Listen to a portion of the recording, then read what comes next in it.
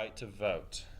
And this is an extremely important part of our democratic system. It is one of the most powerful exercises of your right of free expression that you have as a citizen of the United States. It is a fundamental right in a democratic society.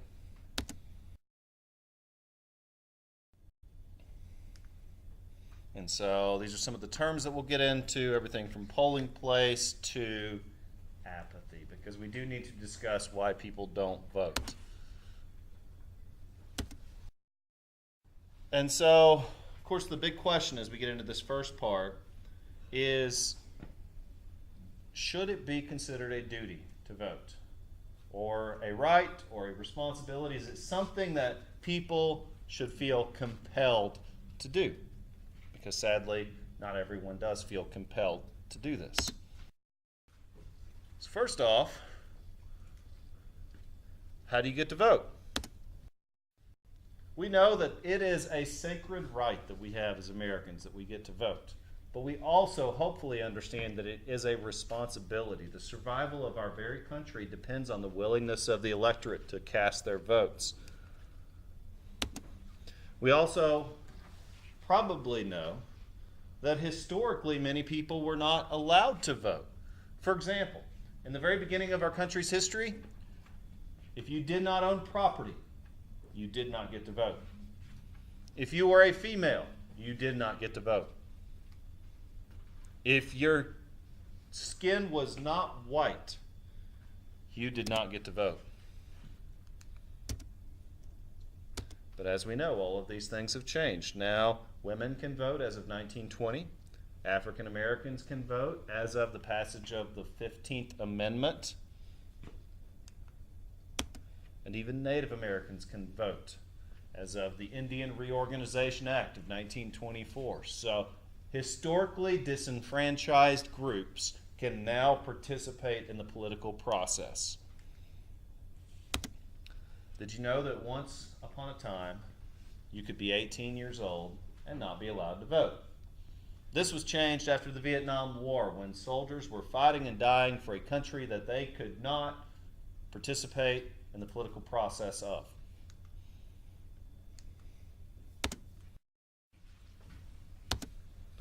So, once again, these were the people who could vote through early American history.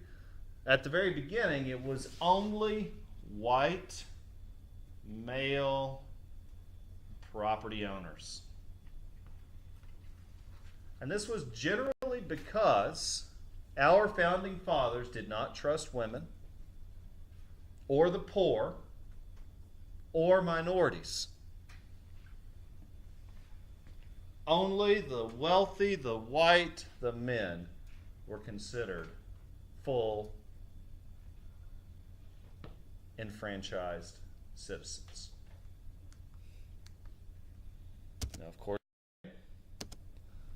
we believe as a people that the right to vote shall not be denied because of race, color, gender, or even age, assuming that the person is 18 or older. Did you know that you can lose your right to vote? If you are convicted of a serious crime, you can lose your right to vote. It is a right that can be taken away. Now, to be able to vote, you must be 18. Of course, you're writing an essay questioning whether or not that should be lowered to 16. But for now, it's 18. You must be a resident of the state for a specified amount of time. Essentially, you must establish your residency in the state before you can vote in its elections. It's a bit of paperwork, but it doesn't take that long. In 2008, I moved to North Carolina from Tennessee. It took me a little bit of time at the tag office to get my North Carolina license plate, to establish my North Carolina address, to get my North Carolina driver's license, to register to vote in North Carolina. I did all of that in one stop. It was a bit of paperwork, but they walked me right through it. I established my residency. I moved here July 30th, 2008, and I voted in the election, the presidential election, in the same fall of that year. So,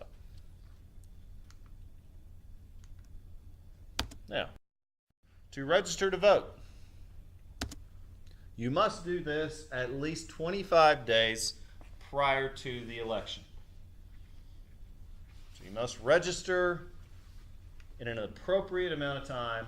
But again, if you get your driver's license, you can just check that box and then you're good. Some states vary. Some states don't require the waiting period. Some states make it even more difficult. Some states require voter IDs. Meaning that you have to provide a state-issued identification to be able to vote.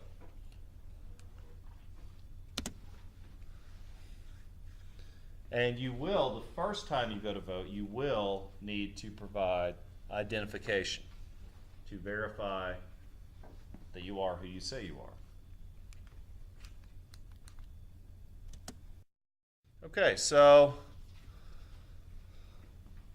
the question about the history of voting is that people began to ask between 1824 and 1828, is it fair to require someone to own property to be able to vote? And that's why by 1828 that law was done away with. Okay, so the next question, which is really not that complicated, is how do you vote? What does it involve? Well, first off, you will go to your polling place. A polling place is very simply the location where you go to vote. For me, it's Little River Community Center. It's this little building next to a church. Lines aren't that bad because I live in the boondocks. If you live right in the Hendersonville city limits, it may be the courthouse, but I'm sure there's a specific polling place. And you will go to vote in your precinct. That means for me, it's Little River. For you, it may be Hendersonville, Edneyville, etc. A precinct is the geographic area that contains a specific number of voters. So depending on the election, in a general election, it may not be so specific, but in an election particular to your precinct, you must go to that place to cast your ballot. Okay, when you get there, if you go on the actual voting day, you can choose to vote early and you can avoid an awful lot of crowds. But maybe you decide to go on the actual voting day. Most employers will give you the day off if necessary. They'll certainly give you the time to go vote. Like here at the Henderson County Public Schools, we are allowed to leave work early so that we can vote. Most employers will work that out for you. When you go, first thing that someone is going to hand you as you walk into the building is a sample ballot. A ballot is the list of candidates on which you'll be voting. Hopefully it's not the first time you've seen them. In a general election, most people know who the president of each, most people know who the candidate for president of each party is. You might even know a few of the congressmen or senators. But there's a number of items that you're going to have to decide on when you go to vote. And it would be in your best interest to look up what the ballot looks like ahead of time so you know what you're deciding about. For example, there might be referendums. There might be things you're voting on in terms of laws. The sheriff might be up for election. In fact, I just saw a billboard for the sheriff. He is up for re-election this year. So when that representative comes to talk to us, ask him the tough questions because they want your vote. Same with the judge. Same with the county commissioners. And those are people that you're going to need to educate yourself about as well. Okay, you're going to meet a couple of folks when you go to vote. You're going to meet clerks and challengers who have specific responsibilities. And there will be election judges there. These are generally volunteers. Although now a representative of the federal government is required to be at all of these polling places. So there'll be one representative and then lots of volunteers. The representative is there to make sure everything's on the up and up. And then again, the volunteers are just there to help. So, the types of voting machines you are likely to see. I'll go ahead and tell you, in Henderson County, you're not going to deal with a punch card machine. You will have a computer-operated voting booth. And it may also, to keep a secondary record, when you cast your ballot, you're going to hear it punch a card. The computer will punch the card for you, and it will register your vote electronically. Some of the older machines had levers and were manual devices. I do remember those from the Stone Age, but it's been a while. So, in our country, we believe in the secret ballot. I'm never going to tell you who I vote for. It's my business. I believe it would be unethical for me as your teacher to tell you who I vote for. And so I appreciate that we have the secret ballot. It is public knowledge if you vote or not. That is actually something that is registered. But you are not required to disclose who you vote for at any time, and no one can compel you to disclose that information. If your employer tries to ask you who you vote for and then tries to press you after you decline to answer, that is grounds for a lawsuit. You might wind up with lots of money. So again, no one can compel you to give that information because we in our country believe in the secret ballot. Did you know that your great-grandma who is bedridden can request an absentee ballot? In fact, my grandmother is essentially shut in at this point. She barely leaves the home. She's not well. She's in her late 90s. And she will still, I guarantee you, she will vote in this election. And she will probably request, I mean, she's stubborn. She might try to get up and get out anyway because she feels very strongly about this. But she would be within her rights to request an absentee ballot. Let's say that you have a family member that is deployed overseas right now. They can mail in their vote. And all of this is expedited for them to make it as simple and painless as possible. These are called absentee ballots. An absentee ballot is one that allows a person to vote without actually physically going to the polling place. We as a country have worked to eliminate as many barriers to voting as possible because we understand that any type of headache might cause someone to choose not to vote, and we feel that it is so important that we are going to do as many things as possible to make it as easy as possible for you to vote. Okay, so people that might need this. My sick grandma, very possibly. Your cousin or brother or dad in the military deployed overseas. Or maybe you're just going to be traveling. You know, let's say you're like Michaela. It's your birthday, it's election. Oh man, I'm going to be in Vegas. Well, don't worry. You can request an absentee ballot ahead of time. You can mail it from Vegas if you want. You can mail it ahead of time and then go to Vegas. Once more, the idea is that we want to eliminate excuses. All right, so types of ballots. You know, in the Stone Age, they were called butterfly ballots because you had to physically punch them. Again, punch card ballots. Today we prefer the computerized ballot because it is backed up by a system which is going to be much more reliable than a simple punch card. After you vote, yay, you get a sticker, you voted. Wear it at school the next day, wear it at work, be proud that you voted. What happens to those votes?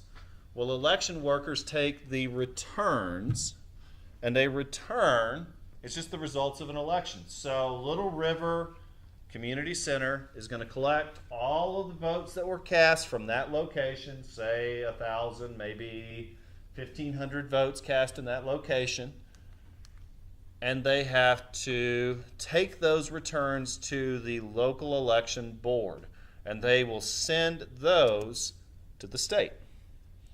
And the state canvassing authority is responsible for ensuring that those votes are counted properly. And all of this is done under close scrutiny, and if they make any mistake, all of those votes have to be counted again at great cost. And so it behooves them to do it right the first time. Lastly, and you don't have to do this when you go vote, but you may be asked to fill out an exit poll. An exit poll is a survey taken about how you voted and why you voted that way. Once more, you're not required to fill this out. They might hand it to you at the beginning. They might have a booth set up so you can fill it out at the end. Exit polls are an excellent way to determine who is going to win an election. And also, the exit poll results are matched against the official election results to determine if there has been fraud. So it's in your best interest to take the extra 30 seconds and fill out the exit poll survey. You don't have to once more, but it's just one more safeguard to make sure this is done properly. And so the next thing you'll do after you vote, go get you something to eat, celebrate, yay, that was great.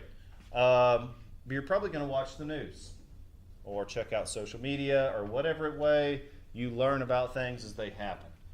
And media outlets, from the big ones like NPR to New York Times to Fox News to even the local ones like WLOS, are going to try to use the results of the exit poll to predict the election. They're going to try to figure it out.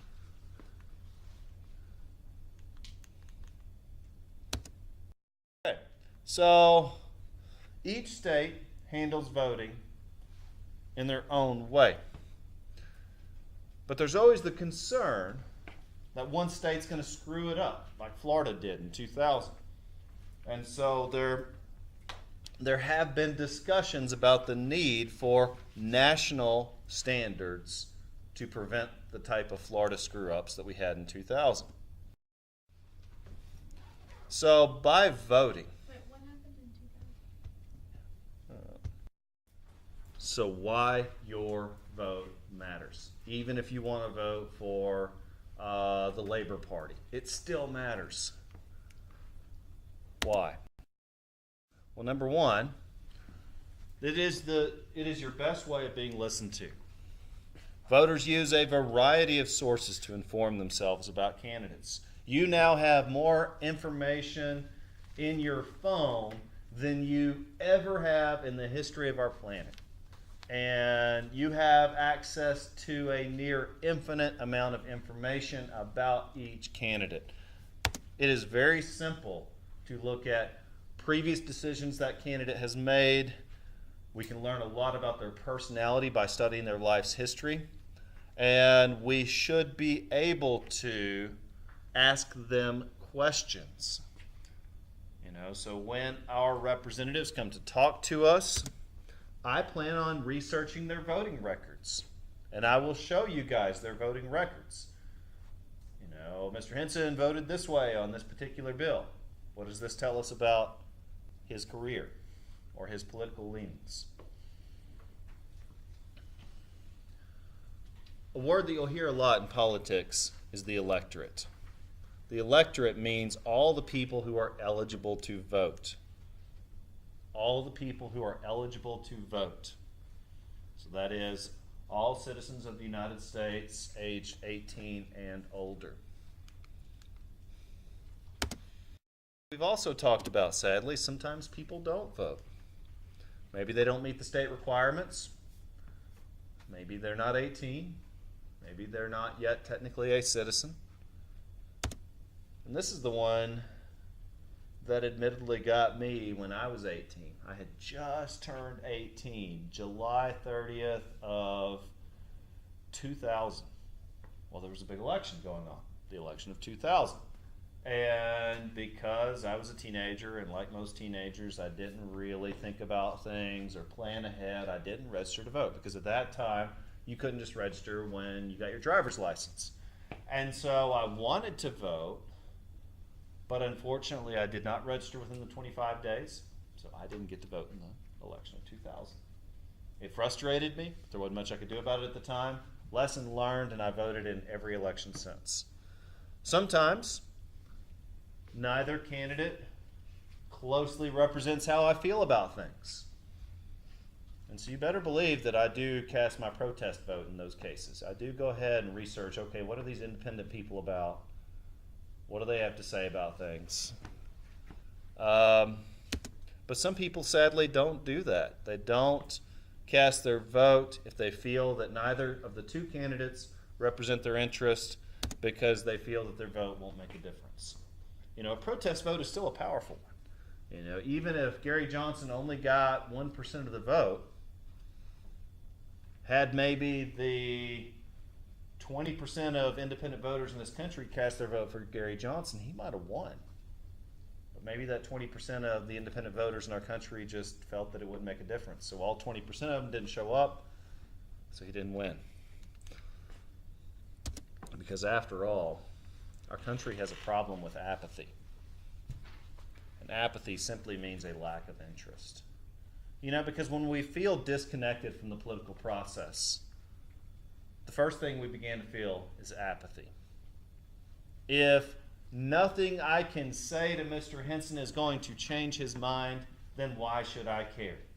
You know, a lot of people do feel that way.